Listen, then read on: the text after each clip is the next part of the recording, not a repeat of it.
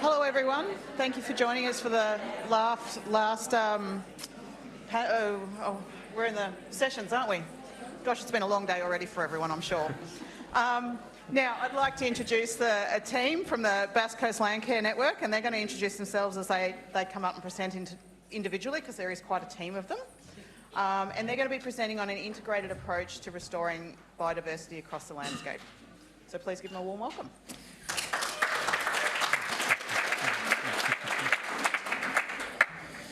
G'day everyone. Can you guys hear me? Yeah. Okay, my name's Dave Bateman. I've been lucky enough to work for Bass Coast Landcare for the last 19 years, and it's been a true pleasure to do it. It's probably one of the most impactful jobs you can do, and I'm going to take you through basically how Bass Coast Landcare's got to where it is, and my team's going to get up and talk about the partnerships that they work with and what they generally do for a job, because we're a little bit different to most Landcare networks. Yeah, we have a big staff team and a different sort of model of operation. Just that photo there, that Paul's here. Put your hand up, Paul. Did anyone go to the movie night last night? Yeah. Anyway, you might have seen one of our movies, and Paul's place featured heavily in it. And Paul is one of our local Landcare legends, and he started planting about 40 years ago at his property, and it's an amazing rainforest now, which once was really denuded. So he's done a great job. We're lucky enough to have 6 staff members up from the Bass Coast, and we've got 4 board members here. So we've got Ken, we've got John, Paul, and where's Nick? Yeah, good on you, Nick. So yeah, it's great to have so many people up here. But a bit about the Bass Coast story. Landcare in the Bass Coast region began in 1987. The first Landcare group was Bass Valley and Phillip Island. They sort of fight over who was the first, but they're both really strong Landcare groups. We formed a network in 2004, and we've got 10 Landcare groups that our network looks after. We've got a diverse staff team of 18 FTE. At the moment, we've probably got about 23 on the books, and we cover a wide range of activities. We have an NRM team, we have an invasive species team, we have a works crew, we have a sustainable agriculture officer, an education officer, and then we've got the back end, we've got like a finance person that does our pays, and yeah, it's a really diverse team, and it's a team that I'm really proud of, that I feel lucky to work with every day. Now, here's some of our outcomes. This is what I'm really, really proud of. Since I think there would have been stats before I existed with Bass Coast Landcare, but let's just start in 2008 when I started. We've planted 3.5 million plants to 2024. And if anyone's been to the Bass Coast region, it's the Strzelecki Ranges, Gippsland Plain, it was heavily cleared for the development of Melbourne, and it's really good soil, it's good rainfall. So yeah, back in 2008, there was about 11% remnant vegetation, and it's some of the really steep hills, and there's lots of erosion. So Landcare is the perfect fit for that part of the world. So it's worked really well. So yep, lots of hectares. We've done lots of sustainable agricultural activities. We've got a great invasive species team that control foxes and rabbits. We run lots of events. We've got a huge volunteer effort in our area, around 30,000 hours per year, 723 school activities and heaps of students involved. So Nick here is a school teacher, and Nick's been sending kids out since I started, and we've had up to 200 kids at tree plantings. It's a logistical nightmare to organise 200 kids, and you add in a steep hill, you add in wild weather, broken legs. Anyway, yeah, it is a logistical nightmare, but we make it possible through having good staff, being well organised, and yeah, making sure the kids have fun too. What makes us a strong network? See everyone's smiling and happy. We try and make our events as fun as possible. We ensure that there's good food there. We have plant and dance things. We do stuff that's as much fun as possible, and our staff are really encouraged to get involved, and we have a good time. These are our partners. We've got heaps of partners. We're a bit like Mormons, I guess, in Utah. And it's really important, the more partners you have, the more expertise you bring to the table, the more opportunities you have to have a good time meeting new people, just like the Mormons. And it just brings more to the table. One of our biggest partners at the moment is Greening Australia. Our crew is out there today planting 70,000 plants at a property at Lock through a real carbon project. You heard about these carbon things earlier today. There is actually some planting going on, which is amazing. Greening Australia are big. We work really well with our traditional owner group, the Bunurong Land Council. They've got their own NRM team. We work alongside. We plant mangroves together. We do lots of stuff. But another major partner is our local shire. So if you're a Landcare network or a Landcare group, I feel that getting to know your local shire environment officer can be crucial to your success. We're lucky enough to have an MOU with the Bass Coast Shire where they provide $110,000 of support for a Bass Coast Landcare network each year. And that money, yeah, thanks. And so that money goes to supporting a bunch of our facilitators and our pest animal team to support Landcare in the Bass Coast Shire region. There's not a lot of strings attached. We answer if there's someone at the Shire, one of the residents ring up the Shire and ask and has a question about weed control or a rabbit or foxes or anything like that. There's a direct line straight to our guys and they deal with that issue. And the other great thing about that is we have a weed control team. We have a pest animal team. So then potentially that turns into a job. So one of the things I wanted to stress about our model, it's a real circular economy of things that we do. Without my works crew and my pest animal team, and we've got a nursery as well, without all those things happening, they're earning money going back into the non-for-profit business that allows our NRM team, myself, a sustainable agriculture person, to write grants to get more action happening. So it all just revolves around in a big circle. We all stay employed. We're all on full-time contracts, except for we have some casual works crew members while we're busy, that sort of thing, but there's stability. In Victoria, if you're a Landcare facilitator, you're generally on a half-time job and there's a short-term contract and you're beholden to the state government funding to stay employed. And Landcare Victoria, if anyone's here from there, they do a great job advocating to try and keep this facilitator money. And every time I meet a facilitator, I say, what are you doing beyond your facilitator money? Like, you're never going to have a full-time job if you just hang around and wait for that government money to go up to a full-time job. Do you want a full-time job? Do you want to have a more diverse job? Go and write a grant application with your Landcare group. Take some project management money out of that. Get something happening. So we're lucky to have that facilitator money, but it's seed money, I see it, and it's seed money to do something more. How we go about it. So I'm a very friendly dude. I take our partners out for coffees. We'll get lots of photos. We have corporate planting days, community days, and we just make sure our partners have a good time and we don't flog them too hard. So when they're out on a corporate day, we expect our works crew to plant 650 plants a day. Corporate day, if they put in 50, good work. And you're going to be lucky enough to hear from our works crew. They're here today, Bill and Logan. Local corporate partners, if anyone wants to see it, we've got a website. We've got a prospectus on the website. People can come and look at that, and then sometimes we get a phone call saying, hey, we want to contribute to Landcare, and I can throw on the prospectus and say, sure, I'll throw them a few photos of our planting days. And generally our corporate sponsorships, they're not huge, maybe $5,000 to $10,000 to come out for a big planting day. We'll feed 30 of them and have a good time. And then we re-engage. after the planting day, we send them photos of the day, do social media posts, all that sort of stuff. It's not unlike a lot of the other Landcare groups that we've seen, like in the last couple of days. Landcare seems fairly consistent across the country. Planting trees seems to be a really key thing. This is our groups. So we've got 10 Landcare groups. Our facilitators look after each of these groups. They all have their own committees.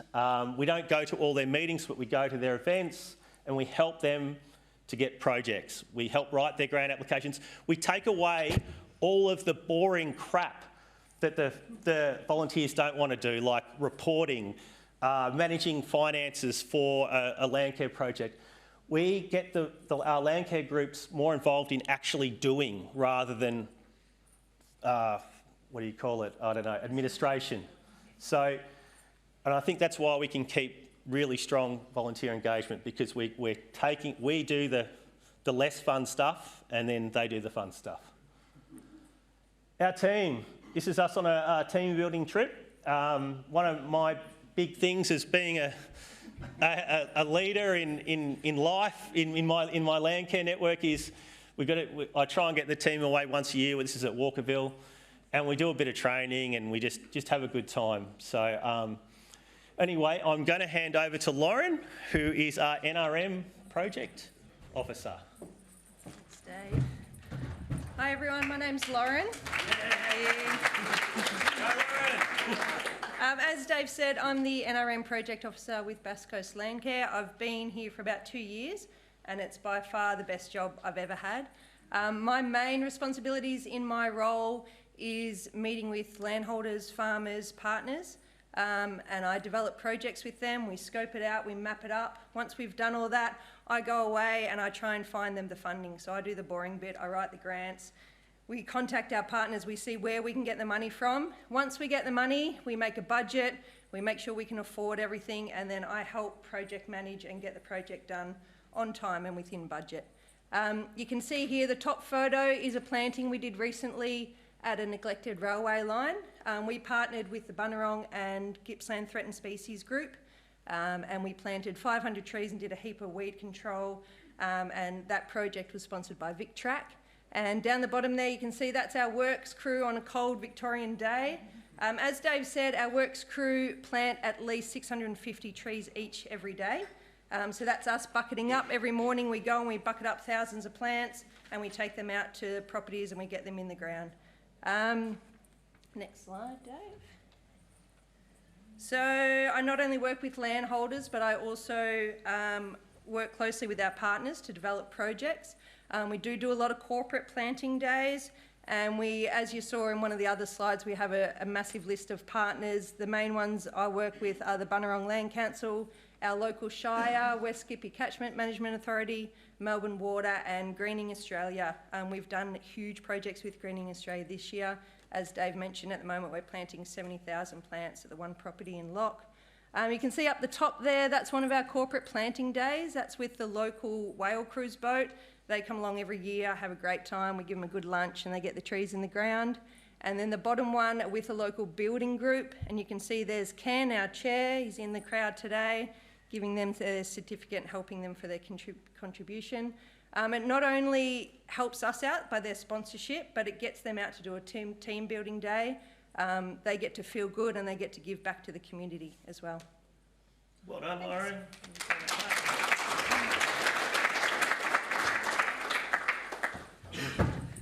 How you going, everyone? I'm Bill. I'm the Works Crew team leader. I've been with Bass Coast for about 4 years now.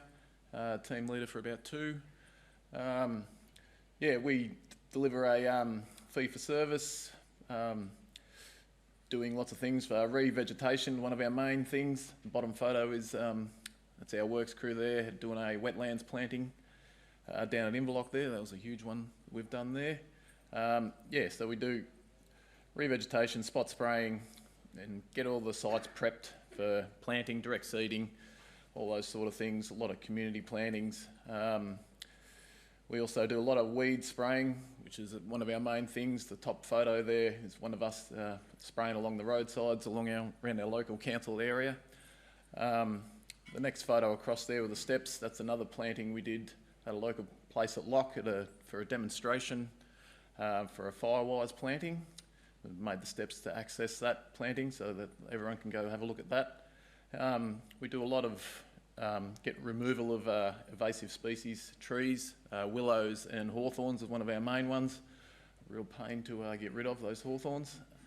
Bit of mangrove planting, we're helping along the coastline. That's been good to see all that come across the last few years. And yeah, that's pretty much what we do. Well done, the works crew. Well done.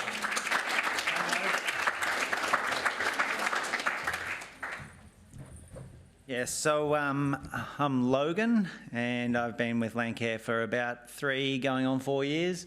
And yeah, like Bill said, we do a lot of work on the ground, a lot of good partnerships, as Dave showed earlier. Whether it's Green Fleet and Greening Australia with the offsets, we do a lot of work for local shires, parks, new estates, wetlands, all that sort of thing. The sand mines, obviously, they've got to make up for the big holes they're putting in the ground, so we'll plan out a lot of sites for them, do control out there, weed control out there, and then just getting with the volunteer groups, the school groups. It's probably the best thing about it, hanging out with the community groups, having a nice lunch and a bit of banter and having a bit of fun. And then onto the nursery. You can see there some of the volunteers down the bottom, and Stevie up the top there runs the nursery. So they do 200,000 plants a year in the nursery, but we actually plant more than that usually. We order in up to like 100,000 plants a year as well. So you're looking at about 300,000 plants a year, which seems to be a pretty big number. And then also, the volunteers come in every Friday, and mostly what the nursery is doing over summer is propagating the plants, getting them ready, and then over winter they'll have them sectioned out for our jobs. So we just come in the morning, grab what we need, bucket it up like you saw earlier, and then off to site. And it's a really smooth and easy process for us. So yeah, it's good. Thanks, Logan. Cheers. Just quickly, like I mentioned it before, the circular model of Bass Coast Landcare. We're growing the plants, Lauren's finding the grants, getting the money to pay for the plants, and then we're growing them, getting $1 back for that, then getting our works crew to plant the ones that aren't planted by community. So it's all just feeding back into itself. And then we have these great guys here. Aaron's going to talk about invasive species, and they do a lot of great work. Go for it, mate. Thanks, mate. Just next slide. All right, I'm Aaron. I've been in my current role with Landcare for about 3 years as the invasive species coordinator. So I'm here with Jack. We make up 2/3 of the invasive species team. Our main focus down on the Bass Coast is foxes and rabbits, so that's what we mainly take care of down there. So we have some pretty big partnerships. Our biggest one right now will be with the West Gippsland Catchment Management Authority. So that's doing some fox baiting and trapping, specifically around protecting the hooded plover, or hoodies as we call them down our way. They're a small beach nesting bird. They lay their eggs actually on the beach, so they're quite susceptible to fox activity. So on the left-hand side here, we have me checking a fox bait that's been taken by a fox. And down the bottom on the right there, we've actually trapped one, and that's a stone's throw from a hooded plover nest. So when we talk about having a direct impact on those species, that's as good as it gets. So we do a lot of education and capacity building as well, presentations on best practice fox and rabbit management. But yeah, that's basically it from a fox standpoint. I'll hand over to Jack, who will talk a bit about rabbits now. Good on you, Aaron. Hey everyone, I'm Jack, the other 33% of the invasive species team. So down our way we have a lot of rabbits, so that sort of forms a major part of our work. And as Dave was saying before, we have a lot of partners, and a really important one for us is the Shire. So we respond to a lot of the community needs and sort of act as that conduit that isn't sort of organised government and a bit more approachable for the community. So we have the feel for the community needs. And Aaron and I are mentors with the Victorian Rabbit Action Network now as well, which has really enabled us to adopt best practice rabbit management, which isn't always possible on Phillip Island given the high percentage of eastern barred bandicoots. So we just do what we can based on the needs of the site. So you can see the excavator there. ripping a rabbit warren, which is a really essential step. And then one of the big parts of our job is just capacity building. So responding to the needs of the community and teaching the community about what we have learned in the 3 years in the role, and just sort of upskill the community, increase the knowledge so that everyone's pulling in the same direction. So thanks, Dave. Great work, Jack. Lisa.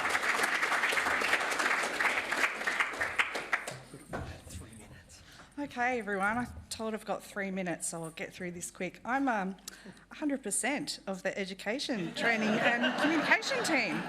So we run a lot of school programs. That's one of me at the top doing an incursion to a primary school, some of our water bugs activities. So our flagship education program is Environmental Detectives. So there's 10 programs that we can run as incursions or excursions. I'd much rather get them out on an excursion. And so part of my job is actually writing a lot of grants to try and get that money to get these kids outside. So we've done over 700 activities with over 40 schools, reaching over 16,000 students. So I've worked for Phillip Island Landcare and then Bass Coast Landcare Network for, I'm 2 weeks off 22 years. So it's been quite a long time. And I'm happy to say that I have followed my passion and trying to get students curious, another one of the C's, about the natural world is really one of my passions. And also just finding careers, which is another C that I haven't heard today. So our Bass Coast schools stepping onto farms, the picture at the bottom there is secondary students from Leongatha Secondary College. And they came out to a local, we had about 10 different properties that these students could have gone to. We had four or five high schools within our region and a little bit beyond. And so the focus on that was to find out from the properties and also some of our own team sharing their career paths and how they got into what they're doing. So students can actually see that there's something they can work towards. If there's something they see that they like on the day, then they can try and find their own pathway to it based on how maybe some of us got to where we are. So partners. We partner with local schools. We've got 19 schools in our area. I've even taken water bugs into some of the preschools, which is just super cute. And we've got a lot of corporate and philanthropic partners.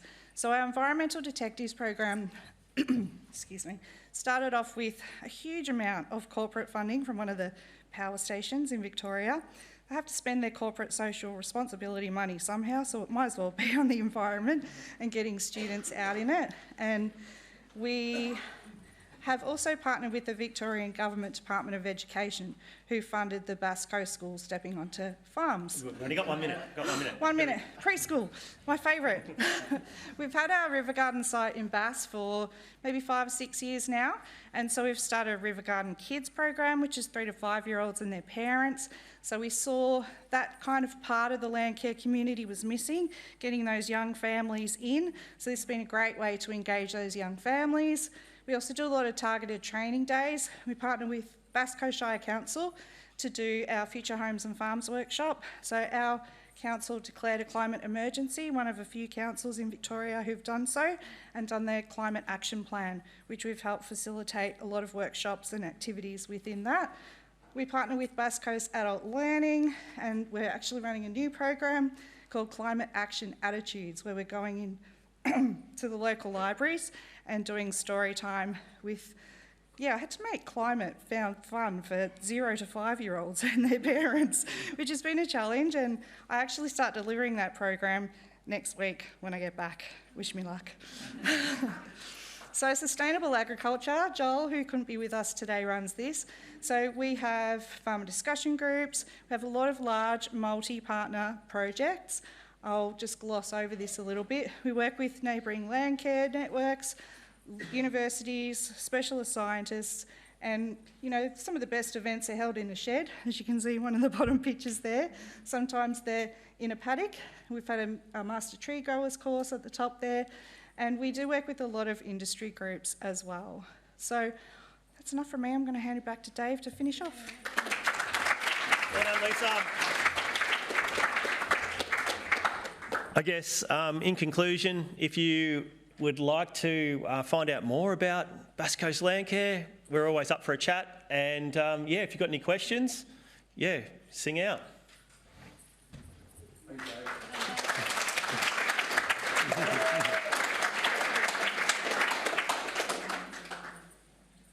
So, yep, got a question. Thanks. With so many plants being produced in your nursery and in such an overcleared landscape, do you have any problem finding provenance seed? No, we're very lucky to have a really active seed bank with a bunch of volunteers that categorise the seed that we get, and then we just do our best to get as local provenance as possible. It's not going to be perfect, but it's pretty good.